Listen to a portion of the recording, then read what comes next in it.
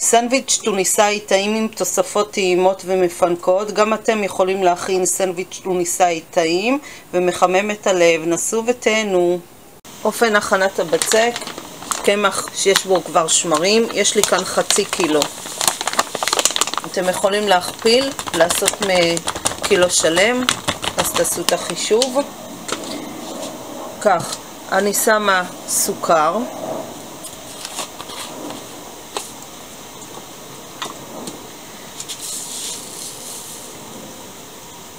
כף של סוכר,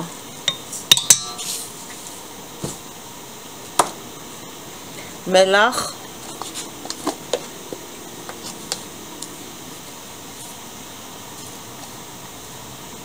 כפית וקצת, משהו כמו ורבע.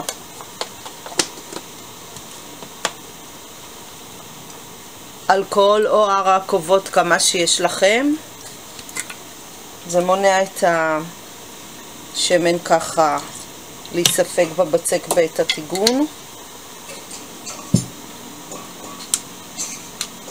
משהו כמו בכוס כזו, קרוב לחצי כוס של שמן, אבל טיפה פחות, אז זה טיפה פחות מחצי כוס של שמן פלסטיק בכוס כזו. עכשיו אז אני מתחילה לערבב. יש לי כאן ככוס כזו, זה כוס רגילה, זה כמו מידה של כוס בינלאומית, מים שהם פושרים, מים שהם נעימים לנגיעה. אני אתחיל לאבד ואני אוסיף את המים לפי הצורך לבצק נעים ורח. אז אם חסר עוד מים אז מוסיפים.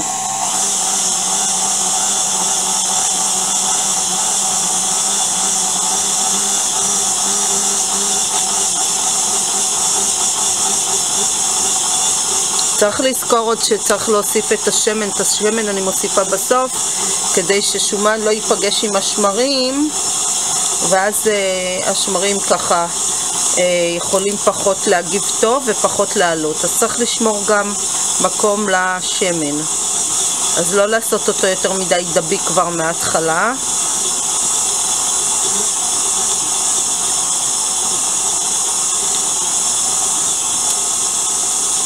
אני אוסיף את השמן עכשיו.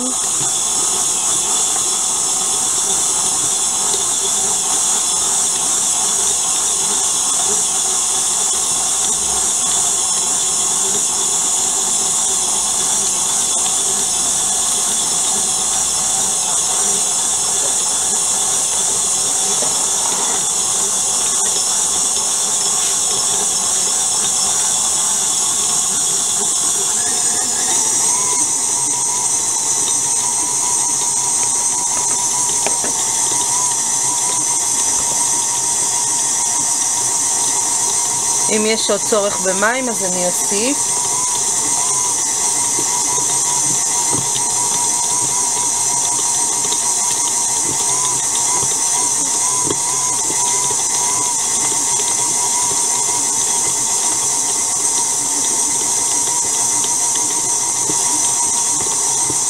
לא השתמשתי בכל כמות המים, נשארה לי כאן כמשהו כמו 2 כפות, אז אני אוסיף אותם עוד קצת.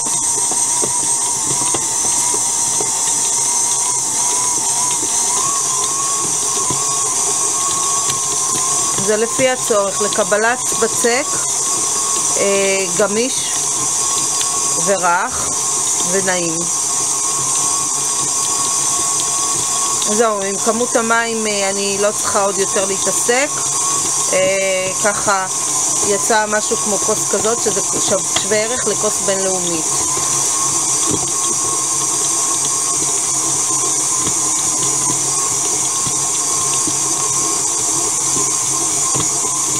אז מה שאני עושה עכשיו, הבצק שלי הוא די ככה רך וטוב. אני נותנת 6-7 דקות לישה במהירות בינונית במיקסר.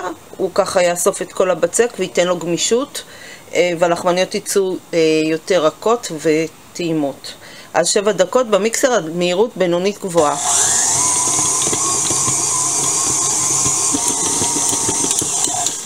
הבצק שלי לאחר כ7-8 דקות של לישה במיקסר, הוא נאסף מסביב לישה, זה אומר שהבצק הוא טוב וגמיש. אני מורידה אותו למטה, אני לא צריכה את לישה.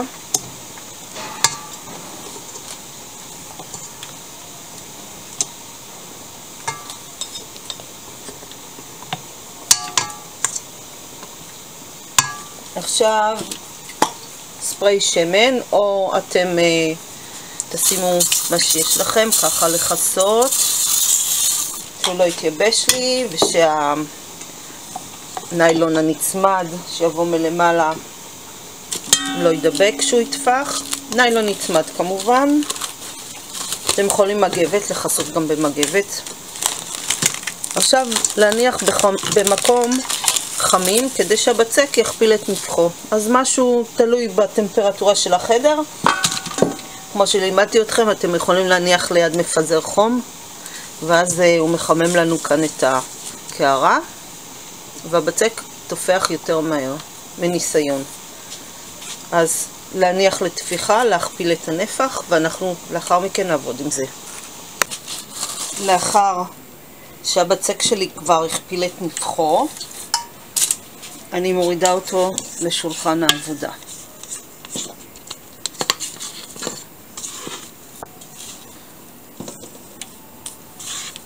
שולחן מקומח, חייב לקמח, אחרת הבצק ידבק לכם ולא תוכלו לעבוד איתו.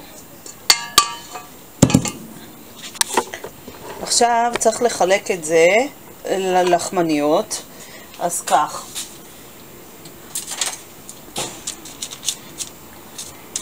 אני אחלק את הבצק לחצי, אפשר עם קלף של קונדיטורים שנמצא בכל חנות של כלי בית.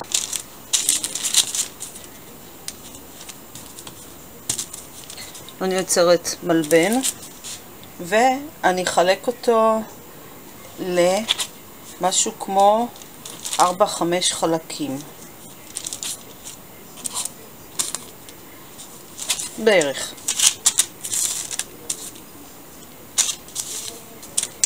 ככה, אני הכנתי לי מראש ככה ניירות חתוכים ככה למלבנים, על כל אחד אני מניחה את הלחמניה לאחר שרידדתי אותה, וכך יהיה לי קל להרים אותה לתוך השמן החם, בלי שהיא ככה תרד מנפחה.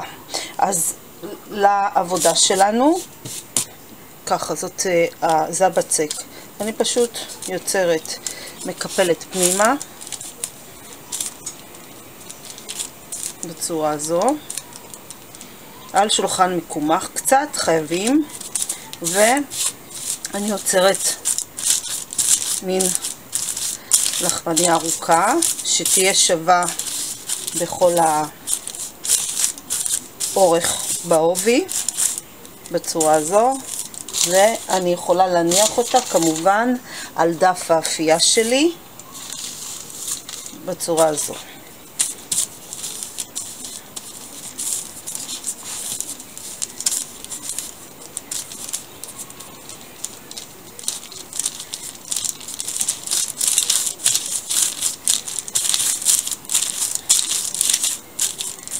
אני אניח את זה כדי שהם יטפחו לנו. הם חייבים להכפיל את הנפח, אחרת הם לא יצאו אווריריות וטעימות. אז ככה לעבוד עם כל הבצק, עם כל החתיכות.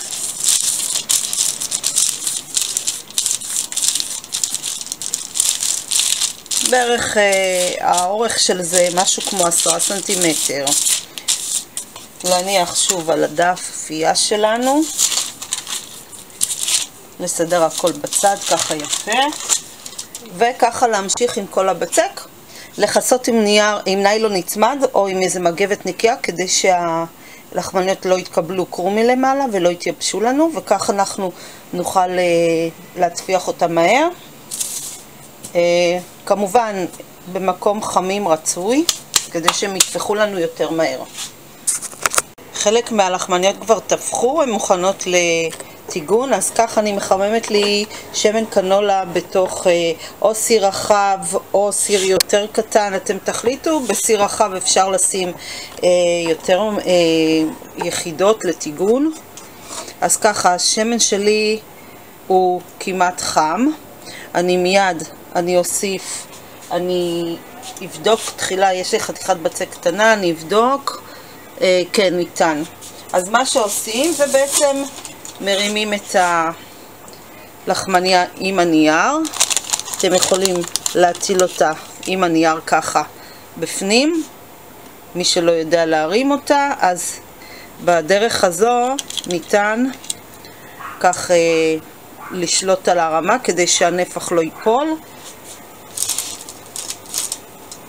את הלחמניה ביד ופשוט מקלפים בזהירות ומניחים בזהירות בתוך השמן שלנו. לא ביחד הרבה יחידות כי זה פשוט צפוף, רק אם זה בסיר יותר רחב. אז ככה מתגנים בערך דקה וחצי מכל צד והופכים לצד השני. אז אנחנו נמתין ונראה, מיד אני אראה לכם איך להפוך. הלחמניות קיבלו צבע בצד אחד, פשוט להפוך לצד השני. ועוד איזה דקה וחצי, לא על אש גבוהה, כי אחרת החיצוניות תהיה לנו זהובה, ובפנים יהיה לנו עדיין בצק שהוא חי. אז קצת, אם החום של השמן יותר מדי חזק, להוריד ולהמשיך בטיגון. הלחמניות נפו גם בצד השני, אז פשוט אני מניחה אותם כך על צלחת מרופדת בנייר אפייה כדי שהם יספגו את השמן.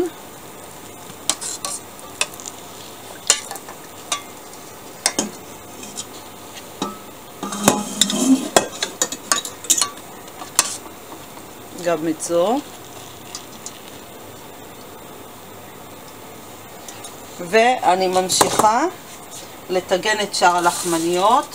אז כמו שאמרנו, אם אתם שמים עם הנייר, לנייר לא קורה כלום. אפשר תמיד להוציא אותו.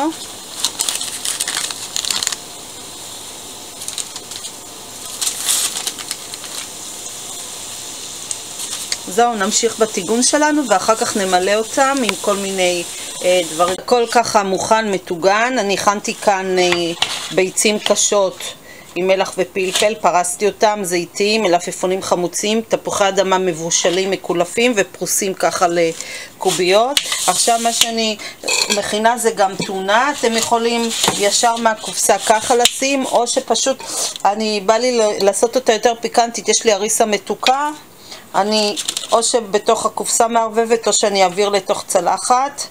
זה גם ייתן קצת צבע. סיננתי אותה, כן, שזה לא יהיה עם הרבה שמן, ככה בצורה הזו. גם אדום, גם נותן טעם פיקנטי. אפשר גם אריסה חריפה. עכשיו אנחנו מתחילים למלא. אז אלה הפריקסה שלנו. פשוט זאתי עדיין חמה, בוצעים לשניים כמו סנדוויץ' רגיל. תראו איזה יופי, זה טעים בפנים. ופשוט מתחילים. רצוי שהפריקסה לא יהיו כל כך חמים, כי עדיף שזה יהיה לכם יותר ככה פחות. כשזה חם זה עדיין נמדים ויש כמו דמוי בצק כזה, כמו לא מבושל. אז עדיף שקצת יתקרר כדי שהעדים יצאו. עכשיו כך, שמים את התפוחי אדמה, איזה סדר שאתם רוצים, מה שבא לכם. אתם יכולים גם לימון, יש לימון ככה שהוא מחמיצים אותו, שאפשר לשים אותו, שזה אופייני. יש גם סלט דלעת, תירשי קוראים לזה. כל אחד שישים מה שהוא אוהב. ביצים, הם יכולים לחתוך יותר דק אפילו. וכמובן את הטונה, קצת נפתח מהטונה שלנו.